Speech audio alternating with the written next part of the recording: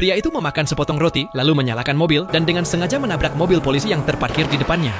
Saat mobilnya menabrak kendaraan polisi, dua petugas yang ada di sana segera mendekatinya dengan marah. Tetapi pria itu tidak takut. Sebaliknya, ia dengan percaya diri menunjukkan kartu polisinya dan menegur kedua petugas itu karena mobil mereka diparkir di jalan. Dia melakukan semua itu karena ia telah menabrak seseorang dalam kecelakaan malam sebelumnya dan sekarang ingin menyembunyikan retakan di kaca depan. Kedua polisi itu marah, tetapi mereka harus tunduk pada petugas berpangkat lebih tinggi. Trik pria itu berhasil. Dia mendapatkan kaca depan baru untuk mobilnya. Namun begitu sampai di kantor polisi, kapten memanggil rapat darurat. Dengan bantuan Interpol, mereka ditugaskan menangkap seorang buronan. Tapi begitu ia melihat fotonya, wajah pria itu langsung pucat karena target yang harus mereka tangkap adalah orang yang ia bunuh di malam sebelumnya. Pada saat itu, ia merasa menyesal. Jika saja sejak awal ia melapor, ia akan mendapatkan kehormatan dan jabatan tinggi saat ini. Tapi sekarang ia harus berpura-pura tidak tahu apa-apa. Ketika tim hendak melakukan penggerebekan, ia berkata bahwa tersangka tidak akan ada di sana. Semua perhatian langsung tertuju padanya. Jadi ia cepat-cepat mengalihkan pembicaraan. Atas perintah kapten, tim pun bergerak masuk. Dan benar saja, tempat itu benar-benar kosong. Tiba-tiba ia melihat anjing yang sama yang ada di lokasi kecelakaan malam itu dan segera mengejarnya.